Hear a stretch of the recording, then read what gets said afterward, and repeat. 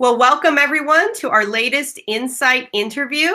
I'm very excited to interview and bring insight from Clete Bulach today. And he has some great experience to bring us and information to share with us regarding servant leadership. So Clete, thanks so much for being with us today. Could you please introduce yourself? Let us know a little bit about you and tell us why you decided to go into education as a leader. Well, I'm a farm boy from Indiana, and I got married at the end of my sophomore year, and I knew I had to get a job when I graduated, so I decided that I would become a history German teacher. I had A's in both courses, and I went on to get my degree in teaching, and I taught for 7 years, and then I was a assistant principal and principal for 3 years, got my doctorate degree, and a school superintendent for 14 years, for a total of, with my military background, I retired at age 52 with 30 years and became a college professor. And I spent 3 years at Murray State and 10 years at the University of West Georgia, and I retired in 2003. What was your third question? Oh, no problem. So that's great. So you have a range of understandings of a lot of different levels of education, which is awesome.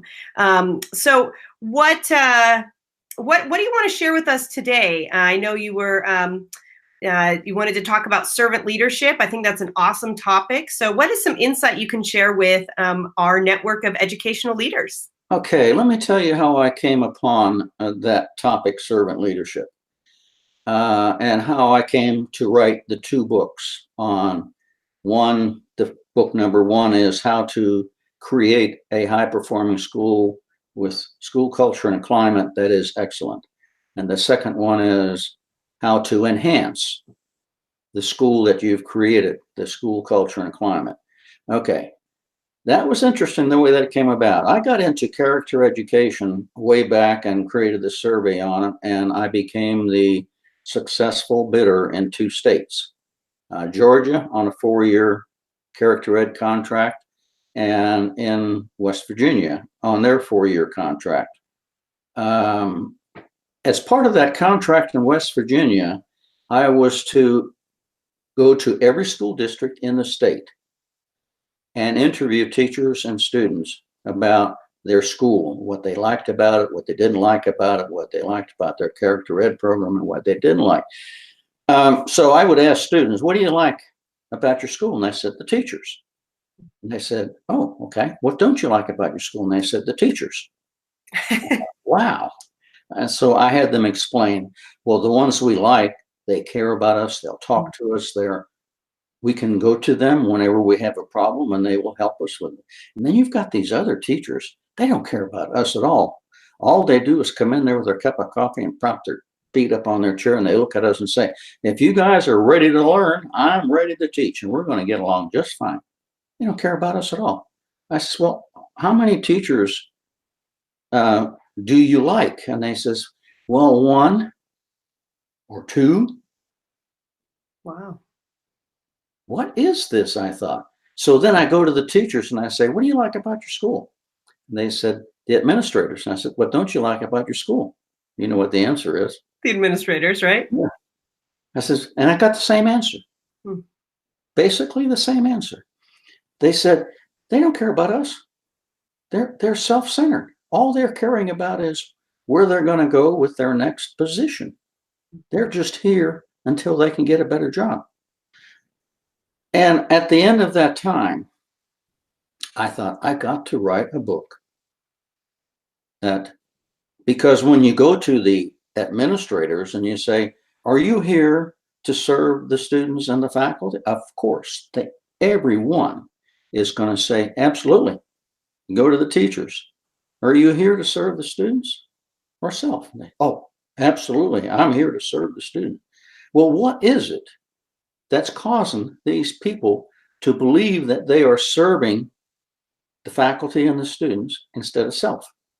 So I decided that I would write the book on servant leadership. So both books are servant leadership. And I have three basic techniques, and we've only got 15 minutes. So let me get to those, to the administrators who are listening. How do you come across as a servant leader instead of self-serving? Because I myself came across as self-serving when I was a superintendent. I didn't feel that way. I thought I was there to serve. Anyway, here's my favorite technique. It's called the expectations diagnosis. It's described in book number 1. Okay. I go to the faculty, and I did this with my students too.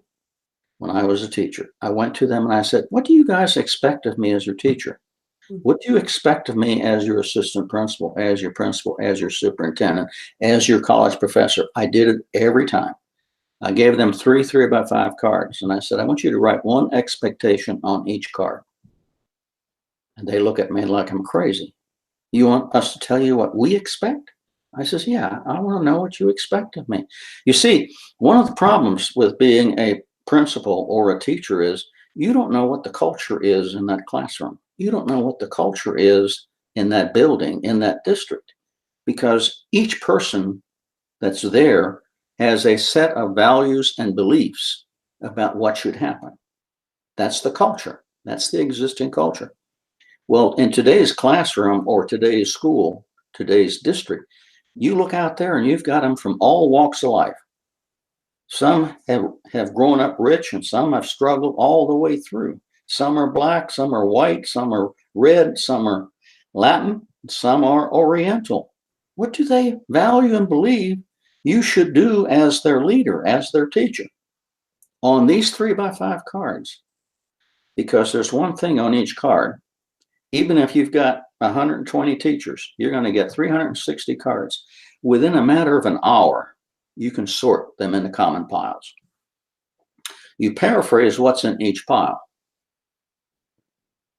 And you make up your list of expectations, and you go back to your teachers or to your students or to your, if you're a professor, graduate students, and you say, this is what you expect of me. And then you share it with them. And you say, I'm going to try to meet your expectations, and I fully believe I can. And if there's one expectation that you know you can't meet because of the board or because of school law or whatever, you tell them, here's an expectation I don't think I can meet, and explain it to them. But what it says is, I am here to serve you. I care about you. I'm listening to you. I trust you. I am open with you. This is what you expect of me, and I'm going to try to meet those expectations. Okay. Now, if you're a teacher or a principal, the next step you should do with your teachers is have them go to the students and say to the students, what rules do you expect me to enforce in this classroom? Again, the 3x5 cards. I usually give 3 because that makes it easy to sort. One thing on each card. And if you want more cards, just raise your hand and I'll give you more cards, okay? But normally, most people can come up with 3 expectations, 3 rules. So you get the kids' rules. And in my case, when I was a teacher, I had 5 classes of over 100 students. And I would get 300 cards. But again, within a matter of small period of time, I could sort them into common piles, put the rules together, put them up on a sheet, put them up on the board. And I said, these are the rules you guys want me to enforce in this classroom.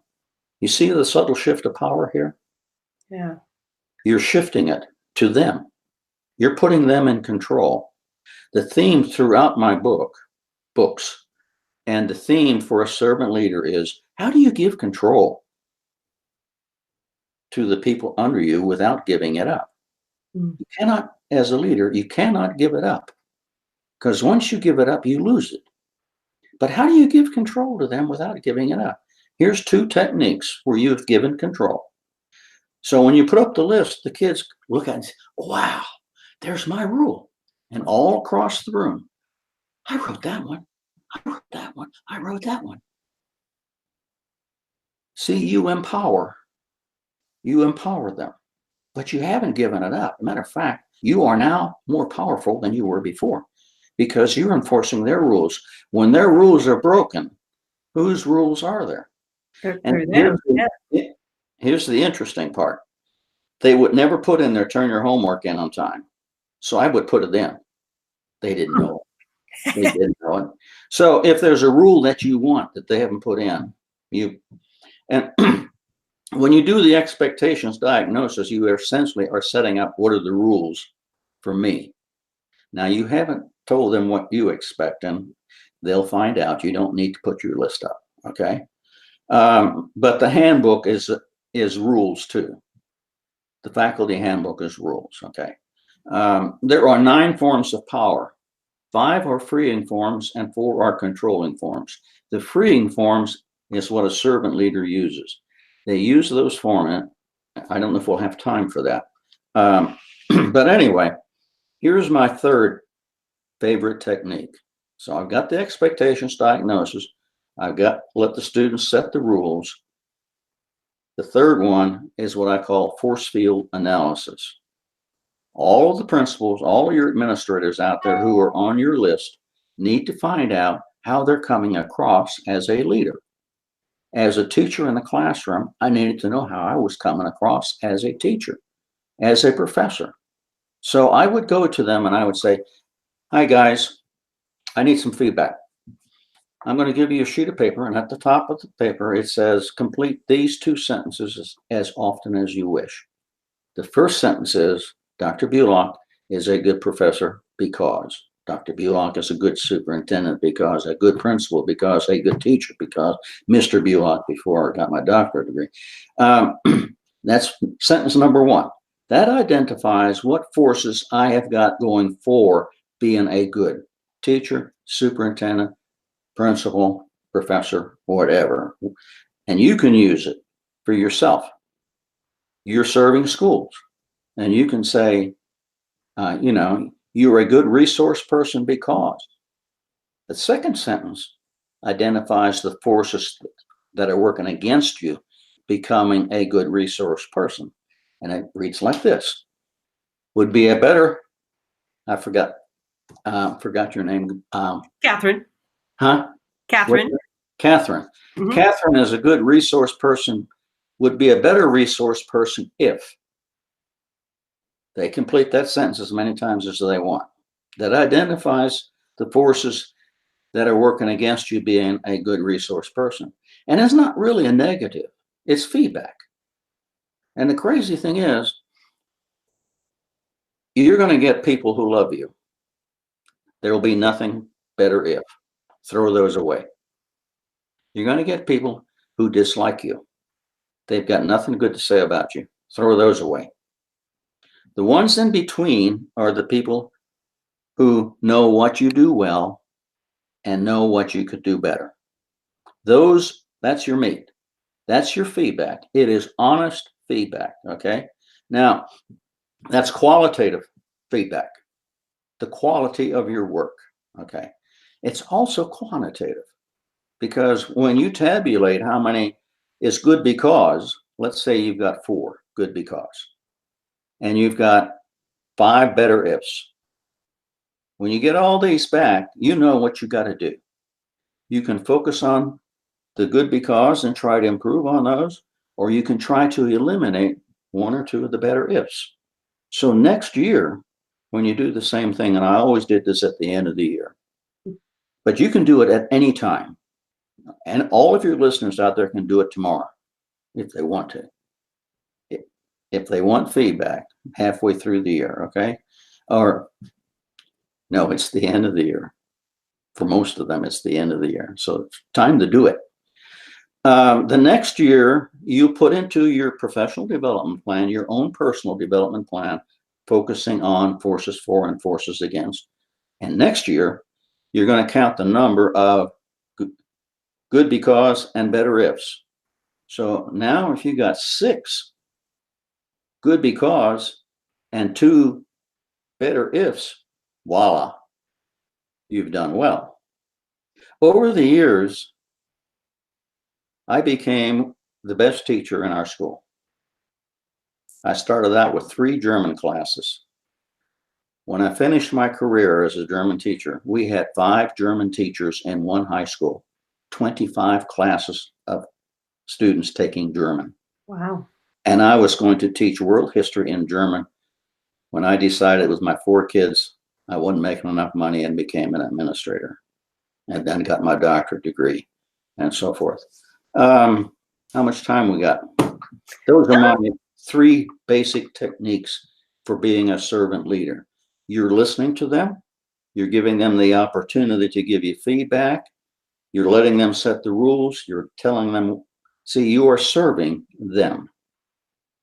The relationship, the thing I saw in the interviews of 5 months going around to all the schools in the state of West Virginia, it was all about relationships. The relationship between the teachers and the students, between the teachers and the administrators. And I took the school culture and climb. There's a survey on my website that's free. Your listeners can get on my website, and you have it, don't you? Yeah, I was going to give you a chance to share that out, but I'll put it in the show notes as well. So what is the website? So we're sure that we get www.West Georgia, westga.edu/tilde, that little squiggly up in the left-hand corner, C. Bulach. That's my website. Everything on there is free. There's 6 surveys on there. Any of you out there want to get a doctoral dissertation, all 6 have been used in doctoral dissertations. They are free. I've also got a Facebook page called Improving Our Schools. They can log on to that. I'm posting stuff on there periodically. I'm working on a series of articles right now, the 5 basic communication skills that a servant leader needs to use. So I'll post that. I may post my first one tomorrow, but I've got to read it again. Where would you like to go with this? Well, I love what you've said, because what's great is I hear a lot of talk in the educational leadership community about servant leadership and about relationships, but you don't hear as often specific techniques. No. And so I really like that you have shared a couple with us, and I'm excited to look at your website and check out the books as well, because it, like I said, we hear this, we say it, but do we know how to do it? And so having those strategies, I think, is really helpful for that. Yeah, that's well, you have, it's all in the relationship. Those 3 things. That's what a servant leader does. Yeah. He allows the people below them to control to give them control, because a servant leader develops responsibility, allows people to grow. And that's one way to do it. As a parent, you can do the same thing. You don't want to control your kids. I do a lot of work on bullying behavior. There's a number of, I think, 5 or 6 manuscripts on bullying behavior on my website. One of the things that the psychiatrists believe causes a bully is parents who over control. If you over control your kids, there are 5 basic needs of all people. Okay, that's you, me. Here are the 5 basic needs. Number 1, you want to be freedom from stress, anxiety, and fear of life. The bully controls a kid. That kid's afraid. That need is not being met. That person's got to do something. The second one is happiness.